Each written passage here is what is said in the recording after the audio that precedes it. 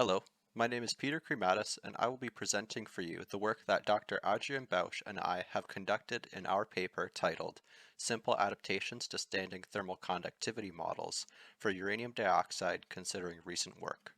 As you can see in the bottom graphics, our recommendation is a minor alteration to the semi-empirical formulas relied on for determining the thermal conductivity of uranium dioxide. Observing the graph on the left versus the one on the right, our recommendation through this work is to eliminate the uptick in thermal conductivity observed in the high temperature region. This adaptation will be explained and its motivations addressed in this presentation. So what does a typical model for the thermal conductivity of uranium dioxide look like? Well, we have two displayed here, one proposed by Harding and Martin at 100% theoretical density, and another proposed by Fink at a more practical 95% theoretical density. As you can see in the plot on the right, these models are representing the same material, although with slightly different magnitudes, with the higher theoretical density having the higher thermal conductivity. These two expressions, and many more like them, are split into two terms. The first term, which models the low temperature hyperbolic region, and the second, high temperature region, which is modeled as an exponential term. This leads to a form that can effectively model the characteristic shape of uranium dioxide thermal conductivities.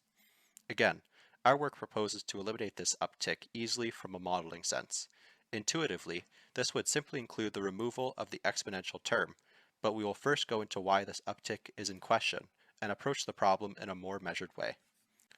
Recent work by Deviatko et al. Has called into question the methods used for gaining the experimental data relied on in the stochastic models.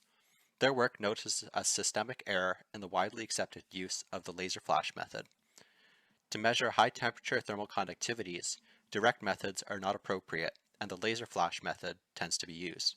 This method does not measure thermal conductivity, but instead the thermal diffusivity of the material being measured. This thermal diffusivity, using the expression at the bottom, can be converted to thermal conductivity by considering the specific heat and density of the material in question. The systemic error noticed by Deviatko et al. Being the converting expression being defined with the specific heat at constant volume, whereas in practice, the specific heat at constant pressure is used. This is due to the standard assumption that these specific heats are equal for solids. However, for uranium dioxide, these two values are seen to diverge at high temperatures. Measurements of the specific heat at constant volume for a solid are not generally achievable, leading to the use of the far more practical specific heat at constant pressure. Deviatko et al. Derive an expression for the specific heat at constant volume for uranium dioxide that can then be compared to the experimentally found specific heats at constant pressure. As can be observed in the figure on the right, and remembering the conversion expression, it is easy to see the undue influence of using the specific heat at constant pressure. The uptick observed in the specific heat at constant pressure under high temperatures is directly responsible for the uptick in thermal conductivity.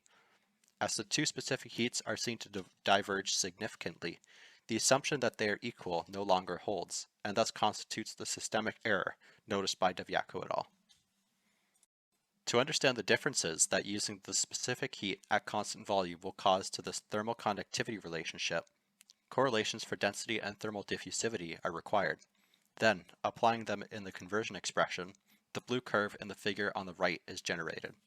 This new curve shows a lack of uptick in the high temperature regions, as was predicted from observing the differences between the specific heat at constant pressure and the specific heat at constant volume. An effective and simple adaptation which models the new curve shape is to simply remove the exponential term from the standing equations.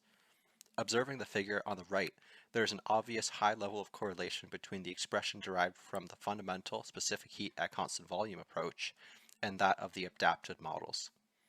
Even though this work presents a minor correction, it is easy to make considering the adapted models only need to remove the exponential terms of a standing model.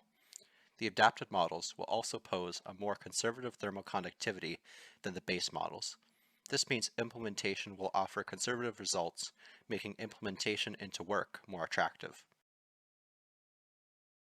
Thank you for your time. Please do not hesitate to contact me, Peter Kriemadis, if you have any comments, questions, or concerns about our work here. Have a good day.